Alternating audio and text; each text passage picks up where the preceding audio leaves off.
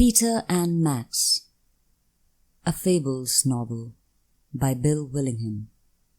Chapter 1, Fables, in which Rose Red takes an early morning drive and finds a story's hero at the end of it. For most of his long years, Peter Piper wanted nothing more than to live a life of peace and safety in some remote, cozy cottage, married to his childhood sweetheart, who grew into the only woman he could ever love. Which is pretty much what happened, but there were complications along the way, as there often are, because few love stories are allowed to be just that and nothing more. Somewhere in New York City, there's a tiny, secretive neighborhood no one knows about, except those who live there and a few scattered others in our wide world. It's a private enclave taking up only one modest block along a small side street named Bullfinch and a few buildings close by. It's called Fabletown by its residents, and called nothing at all by anyone else, because, as we've said, they don't know of it.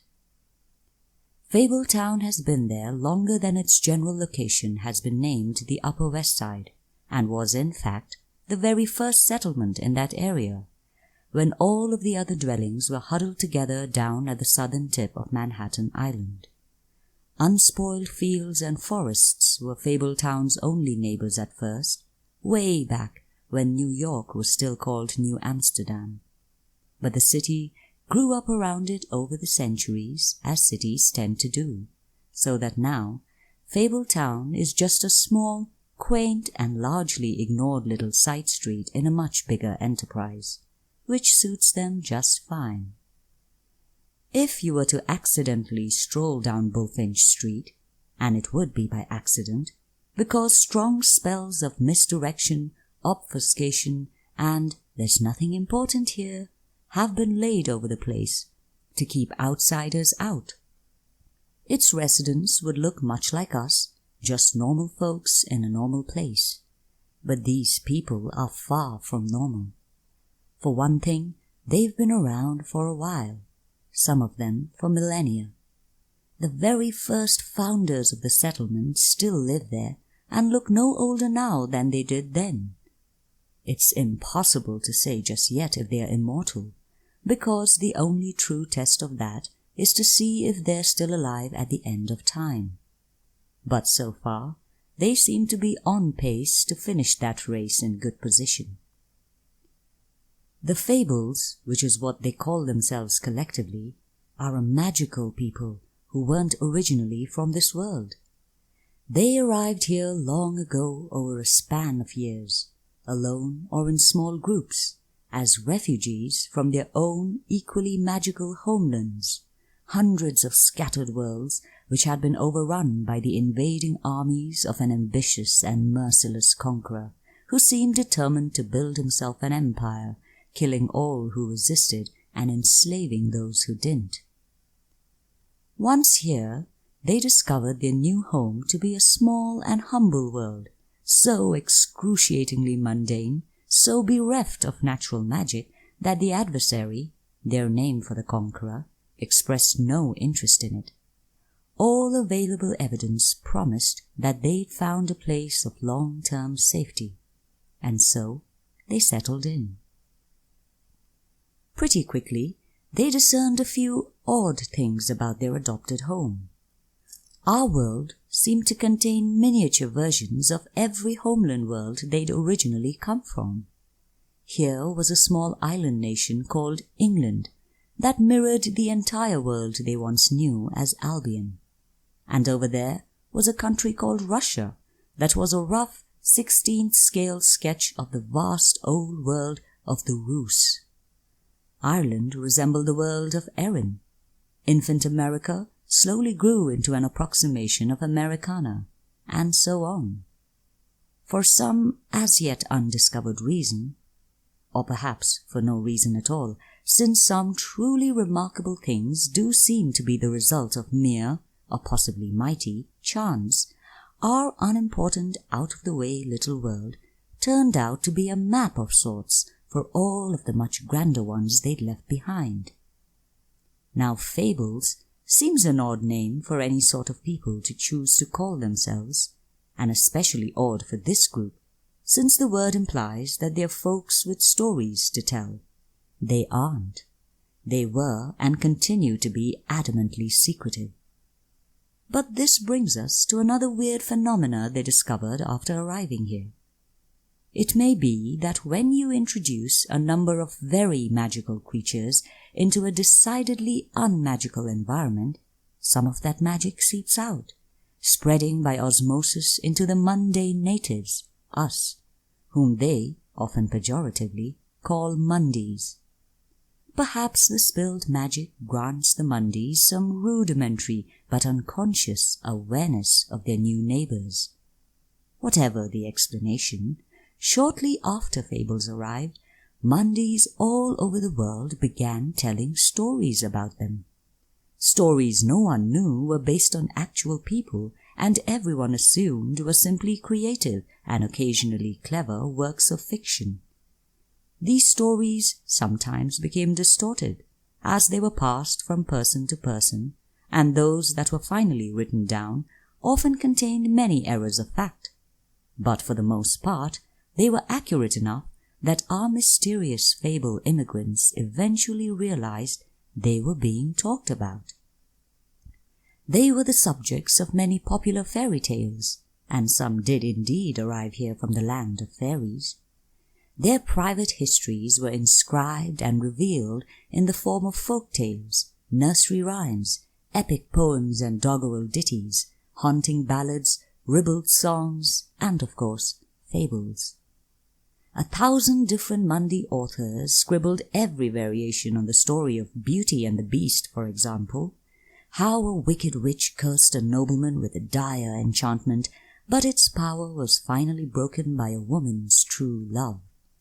But no Mundi wrote what happened next. How years after they'd married to live happily ever after, all sorts of disturbingly unhappy things befell them until they arrived here.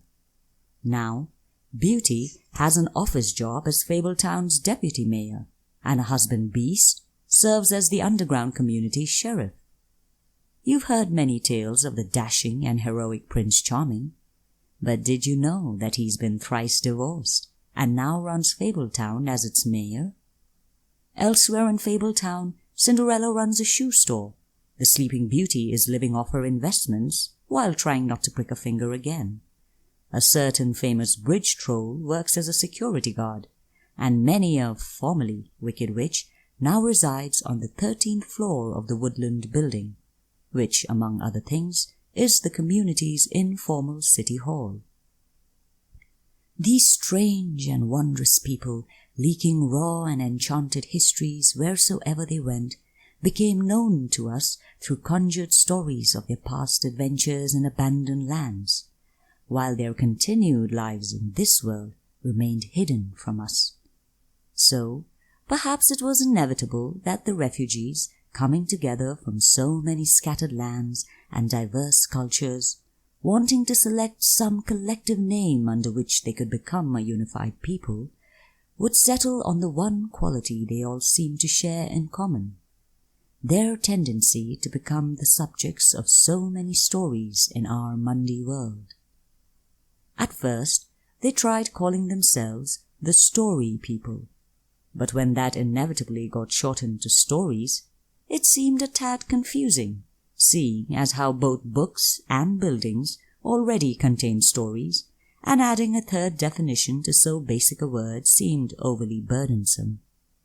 They tried the Folklore People for a while, but gave it up too when it first became folk, which was already in widespread use among the Mundies, and then Lores, which never quite fell trippingly from the tongue.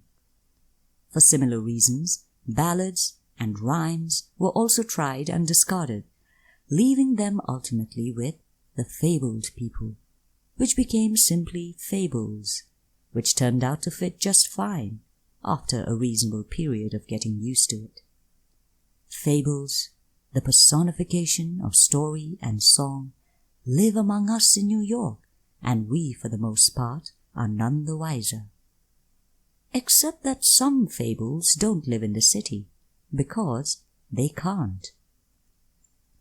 Far to the north of Manhattan and the other boroughs, deep into the wider, wilder reaches of upstate New York, there is a vast area of largely undeveloped land known as the farm, because some of it has indeed been cultivated, and some of it is occupied by a quaint, rural village of huts and houses, barns and stables. But most of the farm's uncounted acreage has been left in its original wild state. The farm is Fabletown's sister community, its upstate annex for housing all of the fables who also fled their homelands for this world, but who can't pass as human. Where the human-looking fables are largely free to come and go wherever in the world they wish, farm fables are confined in this one place for all time. A large and comfortable prison, to be sure, but a prison just the same. They are confined to the farm because the most vital of all fable laws strictly forbids anything that might reveal their magical nature to the Mondays. And nothing is more immediately and unmistakably identifiable as magical than a talking duck with a penchant for discussing the collected works of Jane Austen, or a moo cow who can leap over the moon. Granted, it was the moon of another land, which was both smaller and nearer than ours, but still an impressive feat, all things considered. You can't find your way to the farm, even more so than to Fabletown proper, because many more powerful concealment and misdirection spells protect the place, deflecting all nosy Mondays away or around it. But if you could bring yourself by some tremendous act of will and raw, stiff-necked determination to drive along that narrow old road by the low, moss-covered stone wall and turn in on the dirt track where the tired wooden gate sags against the ancient brooding chestnut tree, you might possibly discover that the 3 little pigs live in a piggy-sized house of bricks. They learned their lessons long ago, just down the lane from where the old woman dwells in a giant shoe. Being perfectly normal-looking, she could leave the farm any time she wished, but not with her beloved shoe house, where she'd raised so many children. So she chooses to stay where she is. Our tale, the one that couldn't quite remain a simple love story, begins then in Fabletown and almost immediately moves up to the farm. It happens because a witch learned something that she told to a beast, who phoned a wolf, who in turn called his wife's twin sister, who never was a princess, but perhaps should have been. Rose Red, the no less lovely but considerably less famous sister of Snow White, wiped the sleep from her eyes as she climbed into a rust-colored Range Rover, hers at least in the sense that she ran the farm, and this was one of the vehicles owned in common by all who dwelled there. She had glossy red hair, the color of fire in the daylight, and dark satin at night. She wore old boots and farmer's clothes, denim pants and a flannel shirt, both of which started out in different shades of blue, but which had since been worn to the universal color of fade. Clara the Raven, who'd once been a fire-breathing dragon, sat perched on the front porch railing of the main house where Rose Red lived, and where she'd been sound asleep until just a few minutes ago. "You're out and about early," Clara said. Her breath sent a sharp flicker of fire and an attendant wisp of smoke into the brisk morning air. Having elected years ago to turn from dragon into raven, she nevertheless decided to keep the fire. "I got a call," Rose mumbled. "Have to deliver a message." "It can't be good news then," Clara said. "Nobody wakes someone to give out good news. Nobody civilized, anyway. Want me to go with you?" Clara served as Rose Red's personal bodyguard, a job considered necessary due to an attempted revolution against farm authority some years back. That was why Clara thought it prudent to hold on to a fiery breath. It was a brutal and devastating weapon, which served as a no-nonsense deterrent against further uprisings. "No," Rose said. "I'm just the messenger. This business won't put me in any danger, though I can't promise the same for its recipient." With a few light curses and some pleading, Rose Red coaxed the truck's cold and reluctant engine to life. "Go back to sleep, Clara. All is well, more or less." She drove slowly out of the village's main square, past the blacksmith's forge attached to one of the stables. She maneuvered carefully around Tom Thumb's miniature castle keep with its tiny moat and curtain wall, and then past the goat pen, where there was a mailbox out front with the name 3 Goats Gruff painted on it. An intrepid squad of male mice was already out, beginning their morning rounds. They looked dignified in their miniature frock coats, puffing important little clouds of white vapor into the cold air. And dignified they were, for it's as true among mice as among men, that the swift delivery of the mail is a sacred trust. They had their delivery ladder propped against the box, and one of them was making the ascent with a letter addressed in a bold hand to one Mr. William Gruff, Esquire, slung over his back. It was hard to guess which of the goats it might actually be for, since all 3 of the brothers were named Bill. Rose left the village behind, driving northeast and then due north along a single-lane dirt and gravel road. After a few hundred yards of undeveloped scrubland, she entered the farmlands proper. There were cultivated fields to either side of her, newly planted winter wheat to her right, and endless rows of silage corn to her left, tall yellow-green stalks as high as an elephant's eye and groaning under the weight of their treasures. The corn harvest would have to begin in a few days, which made her wince a bit, as most of the harvester's engine was still scattered across the tractor shed floor. She'd have to get back to work on that today. To the east, the sun began peeking over the distant high hills that folks in this part of the country insisted on calling mountains. On the other side of the hills was Wolf Valley, which used to be part of the farm but had recently been turned over to the family of a legendary monster, her brother-in-law. Rose came to a fork in the road and turned northwest. As she did so, the rising sun stabbed at her from a rearview mirror. Grumbling, she angled the mirror away from a line of sight, squinted to banish the spots from her vision, and drove on.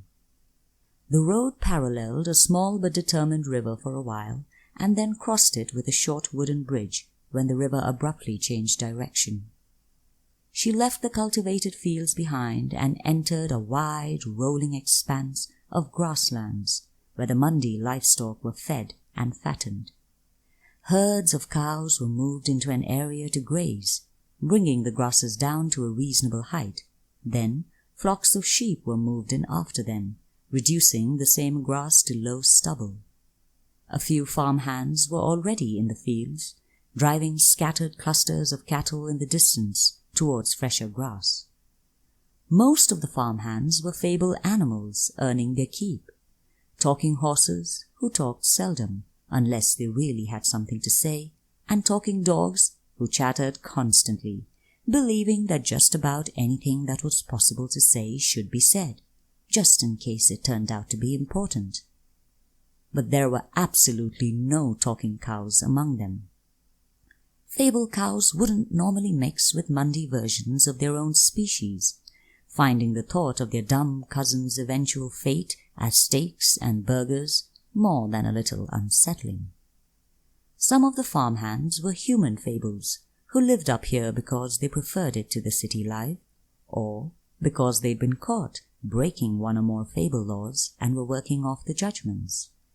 Fabletown imposed a lot of laws on its citizens. After crossing another dozen small bridges, as the river settled into an entrenched meander, constantly turning back on itself, Rose crested a rise and looked down into a golden field full of Monday sheep being pushed around by a half-dozen Fables sheepdogs who scolded their charges with heavily accented epithets. At the far end of the field she spotted her destination, a small, isolated stone and timber cottage, perched on the top of the next rolling crest and nestled under a stand of cottonwood trees. Rose was pleased to see a trail of smoke coming from the home's chimney. "At least I won't be waking anyone up," she thought. "Maybe they'll even give me breakfast." Rose pulled her truck slowly into the barely used driveway and parked it. Closer now, she noticed more details. The cottage was surrounded by a complex, multi-terraced wooden porch that had all manner of ramps connecting each level. It spread out from the house in every direction and looked as if it had been added to over a large span of years. There was a green lawn and several small, well-tended flower gardens, which were also surrounded and traversed by a maze of raised wooden pathways venturing out from the porch. As Rose stepped down from a truck, the cottage's front door opened and Peter Piper appeared in the doorway, pushing his wife Bo in front of him in a wheelchair. "Good morning, Rose," Peter said, his wife's echo only a half-beat behind him. Then Bo said, all on her own this time, "What brings you out all the way to Casa Piper?" They seemed cheerful at least, Rose thought. She hadn't run the farm for very long, and hadn't lived here much longer than that. She didn't know the Pipers very well, except that they preferred to keep to themselves, way out here in their remote home, where they'd lived alone with each other, year after year, century after century, ever since escaping from the homelands. "Morning," Rose answered. "I need to talk to Peter." "Sounds ominous," Peter said. "Can Bo join in, or is this a private matter?" Bo had pale blonde hair that was nearly white in the morning sun. It was long, but she wore it pulled back into a loose knot at the nape of her neck. She was lovely, as most Fable women tend to be, but hers was a wistful beauty that threatened to disappear into sadness at any moment. She wore a tan sweater, and a green tartan blanket covered her legs, concealing the ruined limbs beneath. Rose had seen Bo's dead legs only once by rare accident, at one of the farm dances, when a pair of geese, overspirited by too much dancing and too many beers, tumbled into a chair, causing her blanket to slip for a brief, terrible second. Rose had been embarrassed at how quickly she turned away from the sight. Bo laughed off the incident at the time and didn't seem to mind for the rest of the evening, but she never returned to the main village after that. Peter was of average height and slim, threatening towards skinny without quite getting there. He had dark brown hair cut short and matching brown eyes. He wore a maroon cotton shirt over a long-sleeved undershirt, khaki pants, and old hiking boots. "I'm not sure," Rose said. "I think we better make it private, until you hear what I have to say. Then you can decide if it's something you want to share. I apologize if that seems rude, Bo." "Don't be silly," Bo said. An uncommitted smile touched her lips briefly and then vanished. "It's such a lovely morning. We were going to have breakfast out on the patio. You two have your talk while I move everything out to the picnic table. You'll join us, of course." Not waiting for an answer, she turned her chair deftly and wheeled herself back inside. Rose and Peter walked away from the house along one of Bo's wooden wheelchair pathways. This one led out quite a distance to where a thick wooden target had been securely propped upright. It was roughly carved into the shape of a full-grown man and had hundreds of tiny cuts and gouges in its surface. They left the wood pathway at its farthest point and stepped down onto the turf where the green lawn grass ended and the taller, yellow livestock grass began, and then continued farther out into the fields. Itinerant gusts of wind bent the tall grass in playful patterns.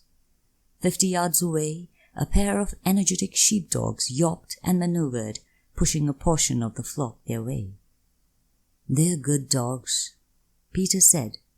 "Good friends. They always keep a few of the sheep near our house, especially the new lambs when they come. Even after all this time, Bo still likes being near her lambs." "Even if it means being out here, so far away from everyone else?" Rose said. "We're happy out here. Happy enough, anyway." Peter had a number of old scars on his lips and at the corners of his mouth. They were tiny and nearly invisible, except with a lucky combination of proximity and perfect light. In the distance, through the cottage's open door, they could hear the muted dry tink of porcelain cups being mated with saucers, and then one quick scrape of a heavy skillet along the top of a cast-iron stove.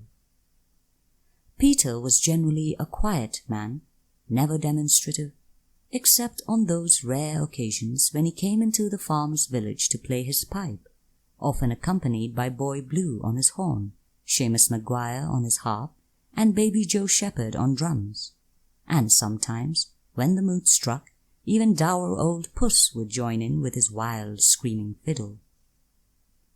Peter would take his time getting through a sentence, punctuating even the shortest of them with one or more extended pauses. Some fables got like that. They lived so long that they could no longer work up any sort of hurry. Urgency just faded out of them over time. His facial expressions were even more reserved than his speech, almost to the point of non-existence. But Rose thought she could detect a contained sadness there, matching that of his wife. "Why don't you tell me what you came to say?" he said after a while. "Bigby phoned me from Wolf Valley," she said. "He isn't allowed on the farm proper, so he wants you to go see him, today," she added. "I guess I could do that. Long walk, though." "You can take my truck most of the way. Just drop me back home first, and return it when you're done. You'll still have to hoof it over the hills." "That doesn't bother me. Only you want to know why?" Rose interrupted. "What was the part that I didn't know if your wife should hear?" "Yes, only that."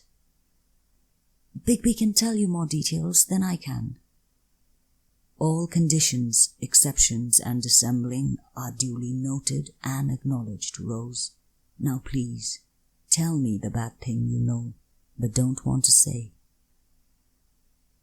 "Your brother is back in this world," Rose said, almost so quietly that the wind took her words.